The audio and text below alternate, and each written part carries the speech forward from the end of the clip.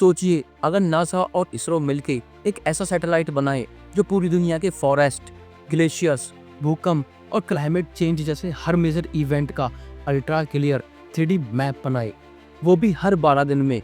ये science fiction नहीं है, ये है निस्सार प्रोजेक्ट, दुनिया का पहला ऐसा सैटेलाइट मिशन जो dual frequency synthetic aperture radar use करेगा। एक तरफ होगा नासा का एल बैंड रडार और दूसरी तरफ इसरो का एस बैंड रडार, और दोनों मिलके अर्थ के हर सरफेस मूवमेंट का माइक्रोस्कोपिक लेवल तक एनालिसिस करेंगे। इस कोलैबोरेशन का विजन सिंपल है, प्लैनेट अर्थ को ऐसे स्कैन करना जैसे MRI मशीन ह्यूमन बॉडी को स्कैन करती है, बट इसका स्केल प्लैनेटरी लेवल का होगा। ये प्रोजेक्ट सिर्फ एक स्पेस टेक्नोलॉजी का एक्सपेरिमेंट नहीं है, बल्कि एक क्लाइमेट रिवॉल्यूशन का पहला चैप्टर है। जब US और इंडिया के बीच दोस्ती स्ट्रॉन्ग हो रही थी, तब 2014 में डिसाइड हुआ कि दोनों मिलके एक जॉइंट सैटेलाइट बनाएंगे जो नेचुरल डिजास्टर, एग्रीकल्चर और क्लाइमेट चेंज को समझने में हेल्प करेगा। और वही डिसीजन आज बन गया है निस्सार, यानी कि NASA ISRO synthetic aperture radar. ये मिशन सिर्फ एक सैटेलाइट लॉन्च नहीं है, बल्कि साइंस और डिप्लोमेसी का शाइनिंग एग्जाम्पल है।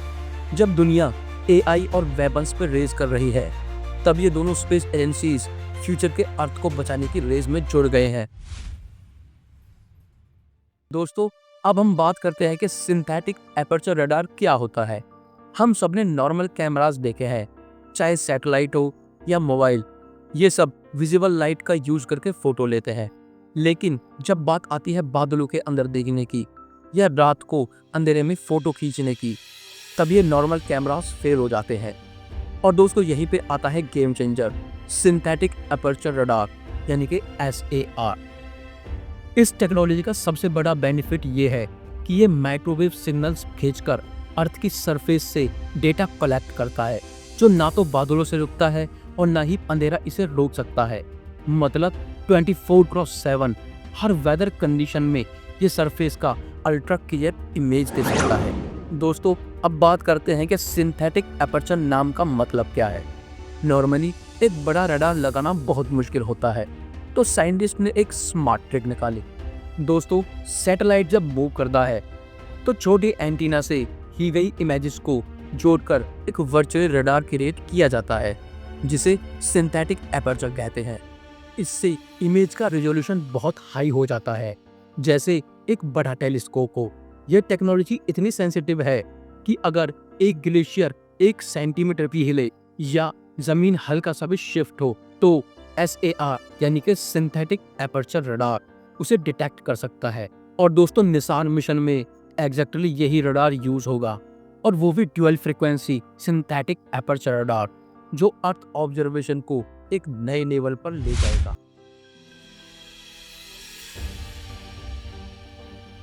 दोस्तों, निसार मिशन को यूनिक बनाता है उसका ड्यूअल फ्रीक्वेंसी रडार सिस्टम, जिसमें एक तरफ होगा L बैंड और दूसरी तरफ होगा S बैंड। अब सवाल ये उठता है कि फ्रीक्वेंसी का मतलब क्या है और क्यों एक रडार से काम नहीं चलता।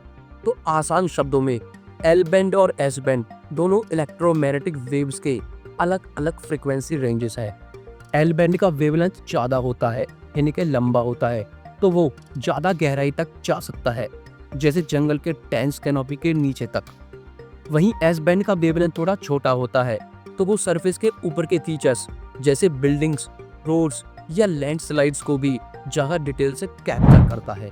इन दोनों को एक साथ यूज करने का मतलब ये है कि हम सरफेस के ऊपर के लेयर से लेकर अंदर के स्मूथ चेंजेस तक सब कुछ डिटेक्ट कर सकते हैं। जैसे मान लो किसी एरिया में फॉरेस्ट का कवर धीरे धीरे कम हो रहा है या जमीन धंस रही है, L बैंड उसके डीप मोमेंट को पकड़ेगा, जबकि S बैंड सरफेस पे हो रहे विजिबल चेंजेस को ट्रेस करेगा।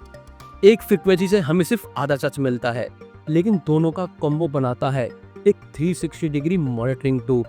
और इसी वजह से निसार मिशन दुनिया का पहला ऐसा सैटेलाइट बन गया है जिसमें दोनों बैंड्स एक साथ इंटीग्रेटेड है। नासा L बैंड हैंडल करता है और इसरो S बैंड। ये कॉम्बिनेशन अर्थ ऑब्जर्वेशन की क्वालिटी को अनप्रेसिडेंटेड लेवल तक ले जाता है। दोस्तों, अब बात करते हैं कि निसार अर्थ सरफेस मॉनिटरिंग कैसे करेगा और कितनी एक्यूरेसी के साथ करेगा। निसार कोई नॉर्मल सैटेलाइट नहीं है जो अर्थ की फोटो खींचकर भेज देगा। ये एक high precision surface monitoring machine है जो अर्थ के हर मूवमेंट को सेंटीमीटर लेवल एक्यूरेसी तक डिटेक्ट कर सकता है। दोस्तों, इसका सिंथेटिक एपर्चर रडार अर्थ के सरफेस पर माइक्रोवेव सिग्नल्स भेजता है। जब वो सिग्नल्स टकरा के वापस आते हैं तो वो उनका डेटा रिकॉर्ड करता है। ये पूरा प्रोसेस लाइट की स्पीड से होता है। हर पिक्सल का डेटा एक 3D पॉइंट बनाता है और इन पॉइंट से एक डिटेल सरफेस मैप क्रिएट होता है। ये मैपिंग सिर्फ एक बार नहीं होती, निसार हर 12 दिन में सेम जगह को दोबारा स्कैन करेगा। इस रिपीटेशन से हम ये देख सकते हैं कि ग्लेशियर कितना मेल्ट हुआ है या किसी फॉल्ट लाइन में कितना शिफ्ट हुआ है। इस प्रोसेस को कहते हैं इंटरफेरोमेट्रिक SAR, जिसमें एक ही लोकेशन के मल्टीपल रडार इमेजेस को कंपेयर किया जाता है। इस कंपैरिजन से जमीन के माइक्रो मूवमेंट्स जो ह्यूमन आंखों से दिखाई नहीं देते उनको भी डिटेक्ट किया जा सकता है। सोचो, अगर एक एरिया में जमीन हर महीने में 1 सेंटीमीटर धंस रही हो तो नॉर्मल मॉनिटरिंग सिस्टम उसे मिस कर लेंगे। दोस्तों, लेकिन निसार सटल मूवमेंट को भी ट्रैक करेगा और वार्निंग सिस्टम एक्टिवेट करने में हेल्प करेगा। इसका मतलब है कि हम अर्थक्वेक्स, लैंडस्लाइड्स या ग्लेशियर मेल्ट के अर्ली इंडिकेटर्स को रियल टाइम में समझ सकते हैं। इतना ही नहीं, ये सैटेलाइट एक दिन में 240 किलोमीटर वाइड स्वॉथ स्कैन करेगा, जो एक मैसिव कवरेज होती है, और इस वजह से पूरी दुनिया का एक पीरियोडिक हाई डिटेल मैप बनाना पॉसिबल होगा।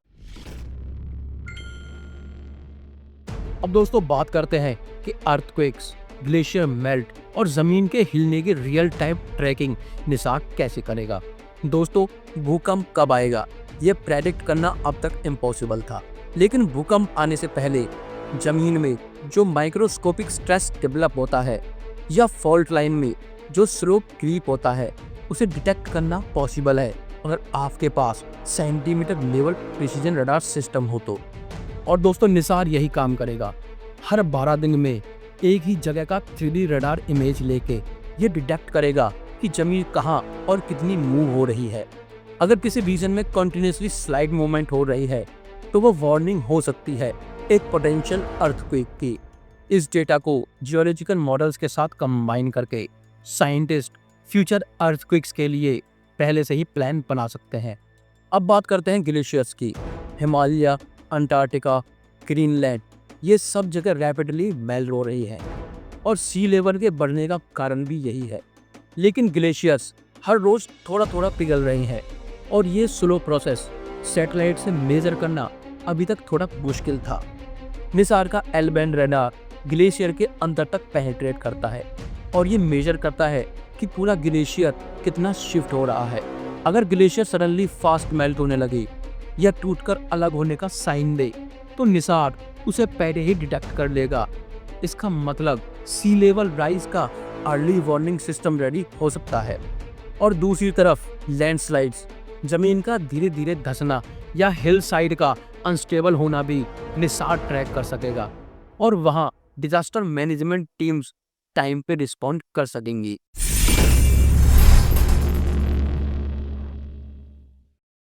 एग्रीकल्चर और फॉरेस्ट मॉनिटरिंग में भी निसार एक साइलेंट रिवॉल्यूशन लाएगा। आज भी कई फार्मर्स को यह नहीं पता होता कि उनके फील्ड का मॉइस्चर लेवल क्या है या उनकी फसल में डिजीज किस एरिया में शुरू हो रही है। फॉरेस्ट ऑफिसर्स को भी सैटेलाइट इमेजेस काफी डिले के साथ मिलती है और वो भी मोस्टली क्लाउड कवर की वजह से अनक्लियर होती है। लेकिन निसार इन दोनों सेक्टर्स के लिए एक गेम चेंजिंग टूल बन सकता है। सिंथेटिक एपर्चर रडार का सबसे बड़ा बेनिफिट ये है कि ये क्लाउड्स के पार देख सकता है और रात में भी सरफेस का एक्यूरेट डेटा दे सकता है। मतलब मॉनसून के दौरान भी अगर कोई किसान या ऑफिसर किसी क्रॉप या फॉरेस्ट का डेटा चाहे तो निसार उसे प्रिसाइज इमेजनरी प्रोवाइड करेगा। एग्रीकल्चर के एरिया में निसार मॉइस्चर मैपिंग करेगा जिससे पता चलेगा कौन सी जगह वाटर स्ट्रेस्ड है और कहां ओवर इरिगेशन हो रही है। यह स्मार्ट फार्मिंग के लिए एक परफेक्ट टूल बनेगा। इसका मतलब यह है कि एग्रीकल्चर और फॉरेस्ट दोनों सेक्टर्स को मिलेगा एक real time high resolution watchdog. आज पूरी दुनिया क्लाइमेट चेंज की मार झेल रही है। कभी हीट वेव्स, कभी फ्लड्स, कभी फॉरेस्ट फायर्स। लेकिन प्रॉब्लम यह है कि इन सब डिजास्टर के पीछे का रूट कॉज, जैसे कि ग्लेशियर मेल्ट, लैंड डिफॉर्मेशन, सी लेवल राइज होने का एग्जैक्ट मेजरमेंट हमारे पास टाइम पर अवेलेबल नहीं होता। इसी गैप को फिल करेगा निसार। इसका ड्यूअल फ्रीक्वेंसी रडार अर्थ के रिमोट एरियाज जैसे अंटार्कटिका के ग्लेशियर्स, अमेज़न के फॉरेस्ट या कोस्टल वेटलैंड्स तक रेगुलर मॉनिटरिंग करेगा। जब ग्लेशियर पिघलता है तो वो आइस शीट में स्ट्रेस क्रिएट करता है, और जब वो स्ट्रेस रिलीज होता है तो एक बड़ी क्रैकिंग या कार्विंग होती है जो सैटेलाइट इमेजिनरी से पहले पकड़ना मुश्किल था।